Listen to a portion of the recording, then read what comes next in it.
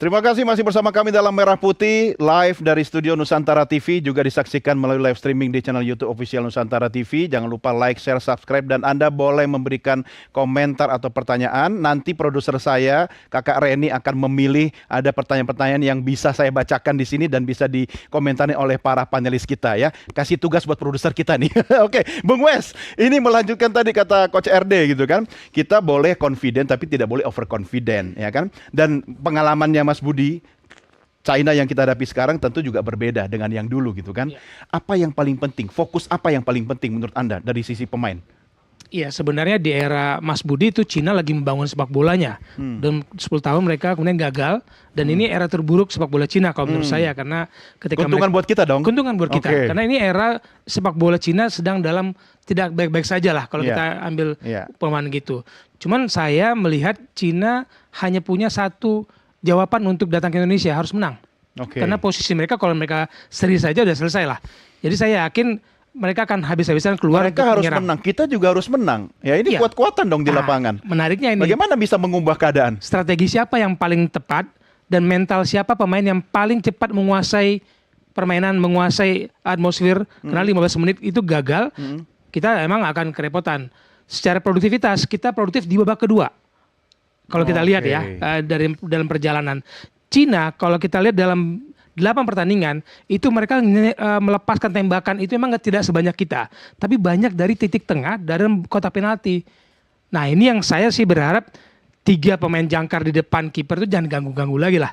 Supaya kekuatan Cina ini sudah bisa diantisipasi dan pekerja keras kita, Rizky Ridho, saya lebih cocok melihat dia melapis Itses dan Homner gitu di belakang.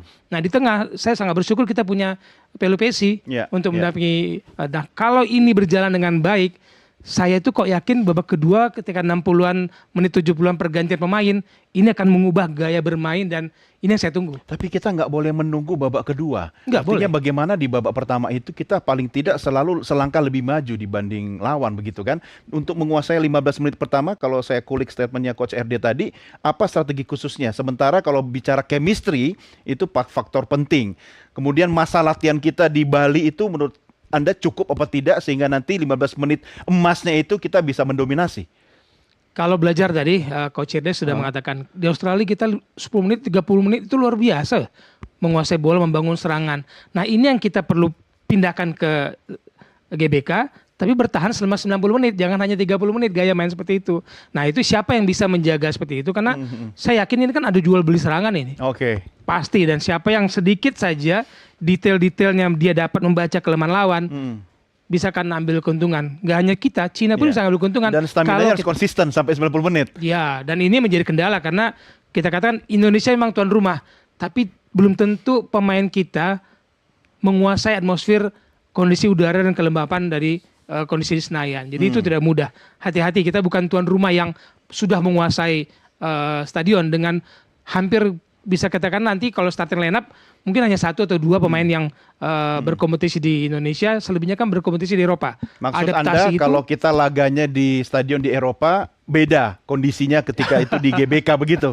Pasti tidak gampang. Makanya saya sebenarnya berharap ya jangan tanggal 26 lah berkumpul sebenarnya dari Eropa kemarin. Karena kompetisi kan kurang lama untuk adaptasi. Karena kita hampir setiap kali pertandingan ada pemain baru. Setiap kali pertandingan ada pemain baru. Ini kan butuh chemistry. Nah, ini Mas Budi yang harus bisa menjawab soal membangun chemistry seperti apa. Kan kalau pemain pasti punya strategi, ditambah coachnya ya tentu kan juga punya rumusan strategi yang bisa melekatkan pemain dalam waktu singkat. Pengalaman Anda gimana, Mas? Biasanya kalau membangun chemistry kita sudah kalau kita TC itu sudah semuanya kita berbarengan.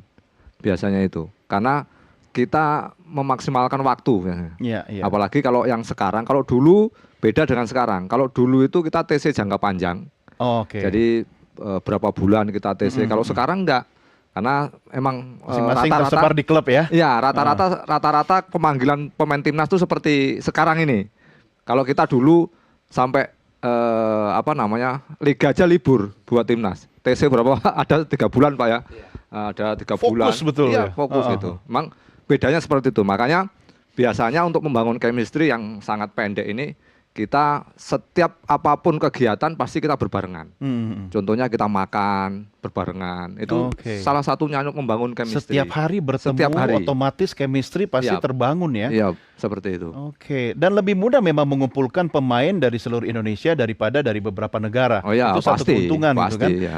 Ada ini nggak semacam sesuatu yang menjadi faktor pemicu untuk kemudian para pemain itu jadi guyup, lebih solid ketika mungkin seorang pelatih atau coach menyampaikan strategi kah atau motivasi atau apa yang membuat itu bisa tiba-tiba jadi kuat gitu? Ya, itu pasti ini yang dari pelatih kan, dari instruksi dari pelatih. Semua yang kita lakukan itu instruksi dari pelatih. Sama kita dengan makan, mungkin kita bareng dulu. Kalau mau makan kita nunggu pemain kumpul dulu itu. Oh, harus kompak ya. Iya, harus seperti itu. Tapi nggak rebutan ayam kan? Kan faktor gizi juga diatur kan? Iya. Oke, saya tidak mau membahas soal supporter dulu, tapi Anda kan pasti juga pecinta bola kan? Nah, sekarang saya mau tanya analisanya dari kacamata supporter terhadap dua timnas ini. Kalau timnas kita, menurut Anda, proyeksi analisa Anda mungkin di atas 60%-nya Coach RD, ya kan? Dan bagaimana dengan timnas lawan? Gimana? Ya kalau timnas yang sekarang ya saya tidak pengen semua sudah ahlinya ada di sini semua. Ya dari kacamata supporter dong. Kaca supporter pasti sama lah. Kita pengen bahwa pertandingan esok itu adalah tentunya ingin maksimal dari hasil yang sebelumnya. Yang pasti dua pemain ada Yakub dan Lili Pali ini menjadi magnet tersendiri karena di luar dugaan ini menjadi strategi Clifford kan gitu. Oke, siapa aja nama-nama pemain yang akan jadi bintang dan idola menurut Anda? Ya kalau formasi yang kemarin disiapkan terakhir lawan Bahrain saya kira itu jangan juga dirubah-rubah. Tapi itu jadi magnet. Apalagi 2 hari yang lalu saya dapat kabar dari teman-teman yang dari Jawa Timur pengen ngeliat Rizky Ridho main, itu juga jadi magnet tersendiri. Jadi sudah punya basis masing-masing fans di timnas itu sendiri. Nah kalau bicara soal Cina ya mungkin saya nggak terlalu banyak tahu soal Cina, tapi pasti Cina juga apa yang disampaikan Bung Wesley betul bahwa dia besok itu hidup dan mati karena berikutnya dia berat kalau dia kalah. Dia harus juga mampu Ya, bagi menghadapi kedua pertandingan tim gitu. ini hidup mati sebenarnya. Hidup mati Ya. itu. Ya, artinya tinggal kuat-kuatan dan yang paling penting dukungan supporter. Dukungan supporter. Supporter harus sportif. Harus seperti Iya kan? gemuruh suara supporter esok itu menentukan langkah Indonesia ke depan. Oh, iya. Tapi supporter ada latihannya nggak sih? Nggak ada. Nggak perlu latihan, kalau sudah berkumpul dengan puluhan ribu orang itu pasti langsung ya Pasti, terbangun ya. langsung, iya. Oke, kita pengen dengar juga apa pendapat masyarakat ya yang berhasil dihimpun oleh tim redaksi kami terkait dengan diskusi kita malam ini. Mari kita lihat pernyataan masyarakat berikut ini. Kalau harapan sih pasti sebagai warga negara Indonesia menang ya. Dan kalau lihat dari performa sebelumnya di China, sebenarnya kita sih nggak buruk-buruk amat. Kita cuma kalau nggak salah ada 2 kesalahan dari kita yang membuahkan gol buat mereka sehingga kita kesulitan untuk mengejar di akhir-akhir pertandingan. Nah saya rasa akan menjadi seru kalau di GBK nanti karena dukungan dari pemain ke-12 juga. Awalnya sempat ini sih ya, karena mungkin Marcelino nggak ada, terus Pais juga kartu kuning, Ragnar juga cedera, Wolves juga cedera, jadi tapi yakin kalau timnas kita harusnya kuat, punya pemain-pemain yang bagus juga, dan latihannya juga udah lumayan lama kan, training camp di Bali, jadi mudah-mudahan sih optimis bisa 3 poin. My heart, it says, inshallah we go to the World Cup. I really believe.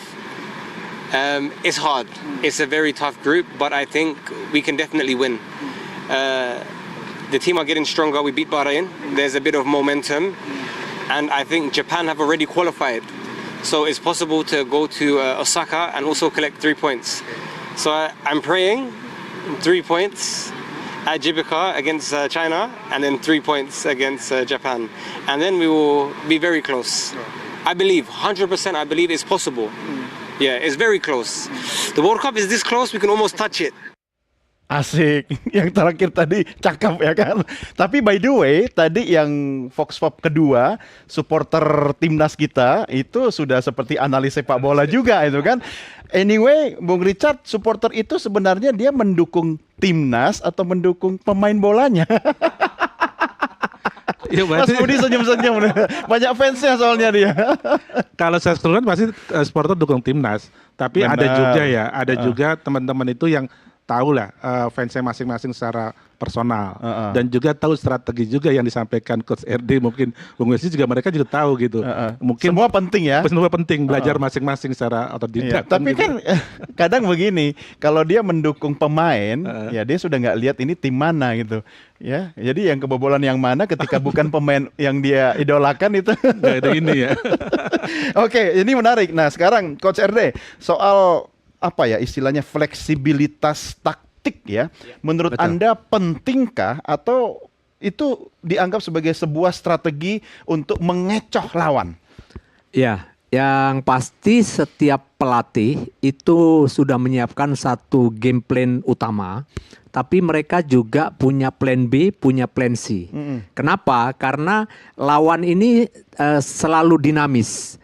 Dia juga bisa jadi sudah melihat dan melakukan kontra strategi terhadap permainan kita. Jadi ini yang sering saya sampaikan berulang-ulang, bahwa contoh ketika kita melawan Bahrain dan Bahrain kemudian mendominasi di babak kedua dengan mulai melakukan beberapa penggantian dan sedikit modifikasi taktikal, kita mengcounter ya dengan melakukan pergantian dan menempatkan beberapa pemain. Ketika itu ada Ricky Kambuaya yang masuk, ya Sandy Walsh masuk. Nah, ada sebuah perubahan yang kemudian menjadikan tim kita kembali normal. Nah, disinilah kejelian seorang pelatih untuk melihat kemudian memutuskan. Makanya penting artinya untuk juga memperhatikan hal-hal yang detil dan sekecil apapun. Karena ini harus dimengerti oleh seluruh pemain. Dan saya pikir mereka sudah sangat terbiasa ya dengan situasi-situasi seperti ini, apa yang harus dilakukan. Karena mereka ini pemain yang menurut saya kenyang bermain di Eropa, dan yang di Liga Indonesia mereka adalah pemain-pemain kunci di klub mereka masing-masing, yang notabene mereka selalu berhadapan day by day itu dengan hal-hal yang berkaitan dengan cara bermain, terus bagaimana mengantisipasi. Jadi sekali lagi ini yang pasti sudah dilakukan untuk menghadapi kondisi-kondisi tertentu. Dan saya berharap game plan yang dibuat nanti bisa memberikan satu ruang yang cukup baik untuk pemain-pemain kita juga bisa mengeksplorasi kemampuan mereka dengan baik ya. Karena dengan tidak adanya Marcelino, tidak adanya Orat Maun, sekarang ada dua kemungkinan pemain yang akan mengisi dua posisi itu. Ya. Contoh sekarang di situ di kiri ada Lili Pali bersaing dengan kemudian Sayuri, di sebelah kanan ada Egy Maulana yang akan bersaing dengan Beckham Putra. Dan ini akan menarik karena kenapa? Karena ada dua posisi penting ya pada posisi penyerang kita, di mana ini orang baru, sehingga mungkin China sendiri juga tidak bisa membaca permainan yang biasa dimainkan oleh kedua pemain ini. Ini satu positif nilai yang bisa kita dapatkan dari tidak hadirnya Orat Maun yang sudah terbaca, tidak hadirnya Marcelino yang sudah jelas di dalam analisa tim lawan itu masuk di dalam persiapan mereka. Tapi ini dua posisi baru ini menarik. Jangan sampai lawan membaca game plan kita. Siap. Tetapi pertanyaan dan PR besarnya Bung Wes, pemain kita yang harus mudah membaca game plan dari pelatih gitu kan. Dan bagaimana pelatih serta tim kepelatihan ini bisa menerjemahkan dengan sempurna. Apa yang bisa Anda sampaikan soal ini? Di era sekarang komunikasi kan berjalan dengan baik. Saya yakin di kamar ganti itu bahasa sudah gampang dan tidak ada waktu banyak untuk menerjemahkan ke 3 bahasa. Dari bahasa sebelumnya Korea ke bahasa Inggris, ke bahasa Indonesia, ke bahasa Itu PR Belanda. yang sebelumnya. Ya, ini saat ini sekarang Sudah clear. harus sudah efektif komunikasi. Satu bahasa sudah cukup. Pemain kita bisa bahasa Inggris kok, mengerti kok gitu loh. Cuman tadi saya mau sampaikan kepada Coach RD, mungkin saya salah. Tapi secara bangun kita game plan, secara analisis kita dapat semua, kita kumpul lawan. Yang membedakan seorang pelatih adalah naluri dan keputusannya. Insting. Naluri. Itu yang membedakan. Kalau pelajaran semua data, statistik, tim analis semua bisa dipelajari dan kumpulkan. Dia mau bikin game A, game plan C, itu materi semua dari FIFA, dari mana-mana kita bisa belajar. Yang membedakan adalah keputusan dan insting. Naluri untuk melihat sesuatu dan mengambil keputusan. Dan keputusan final pelatih pada insting. Ya, itu yang terjadi ketika di Bahrain. Saya menunggu-nunggu waktu itu, saya ingat saya siaran, saya nunggu-nunggu kapan Ricky Kambuaya masuk. Dan benar Ricky Kambuaya masuk. Saya bicara itu kenapa? Saya ketika setahun 2 tahun mendampingi pelatih, insting itu kayak nancep-nancep gitu. Pasti ini pelatih menit 60-an ini pasti berganti nih. Itu menit 60 itu menit favorit pergantian pemain, perubahan strategi. Mungkin saya salah coach, tapi insting itu yang menentukan siapa yang akan masuk pengganti karena dan besok saya yakin sekali insting dari Patrick Kluivert dan timnya itu yang menentukan pergantian pemain akan jadi pembeda. Oke, saya ke Mas Budi dulu sebagai seorang striker nasional kita yang ini kita nggak bisa culik sampai selesai, sibuk sekali, padat sekali. Jadi ini pertanyaan terakhir saya ke Mas Budi ya, habis ini akan laris di banyak media. Coba hitung-hitungan dan analisa Anda Mas Budi terhadap pemain timnas kita sekarang ini seperti apa? Benar yang dikata Coach RD, mungkin pemain pelatih lawan juga membaca kita juga agak sulit karena kita banyak pemain yang baru, terutama di penyerang ya. Di penyerang kayaknya kita nanti akan diturunkan pemain yang baru lah, yang baru main di tim nasional kalau menurut saya. Karena itu tadi Orat Mangun kartu kuning, terus si Marcelino juga nggak ada. Itu. Jadi ada kemungkinan ada pemain kita yang baru itu menurut saya sangat menarik ya, sangat menarik sekali. Karena biasanya kalau pemain bola itu apalagi kita di kandang sendiri ya, kandang sendiri terus kita butuh poin, kuncinya adalah di penyerang ini, yang bisa mendobrak pertahanan lawan ini. Jadi saya bilang sekuat apapun kalau kita yakin bahwa kita mau dobrak itu pasti akan bisa, pasti bisa. Jadi menurut saya sangat bagus banget lah. Jadi pemain-pemain yang baru yang akan dimainkan nanti.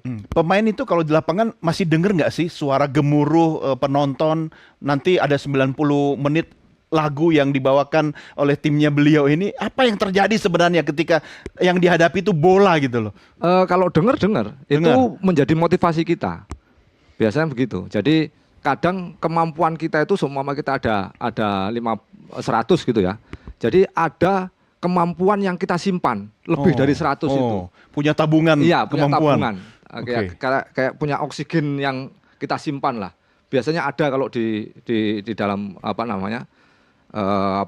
tubuh kita ini. Jadi ketika kita sudah capek, terus kita dengar sesuatu yang kayak supporter yang memotivasi kita, ya itulah untuk mengeluarkan second kemampuan yang sangat luar biasa. Nah, kita kan harus jaga nih golden time-nya kata Coach RD tadi 15 menit pertama itu kalau bisa kita duluan yang membobol lawan kan? Iya, itu biasanya yang kita lihat, yang saya lihat beberapa pertandingan kemarin, contohnya lawan Australia, lawan Jepang pun kita ada peluang di babak pertama. Di 15 menit pertama itu kita punya peluang. Yang lawan Australia itu kita punya penalti ya di pertama tapi kita nggak bisa manfaatkan. Terus kita ada peluang satu lagi, ada peluang itu yang kita juga tidak manfaatkan. Otomatis kalau kita manfaatkan mungkin itu menjadi kepercayaan diri. Jadi lebih kita percaya diri, lebih enjoy lah kita main. Sebaliknya kalau kita ternyata tidak mampu manfaatkan dan ya amit-amit kalau kita kebobolan lebih dulu, gimana sih cara paling efektif untuk menaikkan kembali semangat pemain? Biasanya kalau pemain itu untuk menaikkan kepercayaan diri kita main simple dulu. Jadi yang penting kita tidak kehilangan bola. Apapun itu, ketika kita main dengan bola, kita dapat bola, jangan sampai kita itu hilang. Contohnya kalau passing kita sudah hilang aja sudah mulai percaya diri kita agak turun. Yang penting itu kuncinya di situ. Ketika kita sudah bola itu sudah mau ngapa-ngapain kita bola nggak hilang, barulah apa yang kita mau mainkan. Kayak saya mau ngelewatin orang, itu harus ini. Tapi kalau kita ngelewatin orang kita mentok, tunggu dulu, jangan ngelewatin dulu. Jadi kita bangun percaya diri dulu. Jadi main simple. Yang penting bola nggak hilang. Setelah kita sudah memupuk kemampuan itu, percaya diri kita sudah tinggi, baru kita mau apa yang kita lakukan. Dan dukungan pemain ke-12 tentu penting kan? Penting banget. Sekarang jujur Mas Budi, kalau ada istri, keluarga, ayang yang ada di pinggir lapangan gitu, pengaruh nggak? Kalau saya pribadi enggak ada pengaruhnya. Ya, karena kita enggak dengar. Kita enggak dengar kan. Tapi kalau gemuruh supporter yang suaranya yang tim supporter. Apalagi supporter full gitu ya. Gemuruhnya luar biasa. 90 menit kita nyanyi, itu lebih kita dengar daripada kita Hati-hati pulang ke rumah, nggak dibukain pintu ini. Oke. Aku nggak ikutan. Mas Budi, kasih motivasi buat pemain timnas kita sebelum Anda berpindah. Apa namanya? Jadi menurut saya pertandingan besok adalah pertandingan hidup mati. Cina juga hidup mati, kita juga hidup mati. Cuman kita orang Indonesia pengen tim nasional Indonesia menang. Jadi menurut saya jangan lupa yang utama kunci utama sebenarnya mental. Mental pemain itu kuncinya. Menurut saya latihan sama, ini sama, perjuangan sama, tinggal mental. Semua pemain itu harus 45 lah. Maksudnya skornya 45 atau apa? Berapa? Kita menang lah, mudah-mudahan kita menang aja, 1-2 kita menang. Oke. Yang penting kita menang gitu aja. Karena kita pengen berharap kita timnas Indonesia bisa maju ke babak berikutnya gitu. Oke, siap. Mas Budi, terima kasih Sama-sama, sudah bersama siap. kami. Sama-sama. Kita berpisah di sini, Oke, tetapi yang lain masih tetap saya tahan ya sampai jam 4 subuh, ya kan? Kalau kuat sampai besok ya kita live. Oke, ini akhir diskusi saya dengan Mas Budi Sudarsono, sang ular piton kita, mantan pemain timnas kita. Terima kasih, sukses buat Anda. Sama-sama. Salam buat Terima keluarga. Mudah-mudahan dibukain pintu nanti. Dan pemirsa, jangan kemana-mana. Kami segera kembali sesaat lagi. Makasih Mas.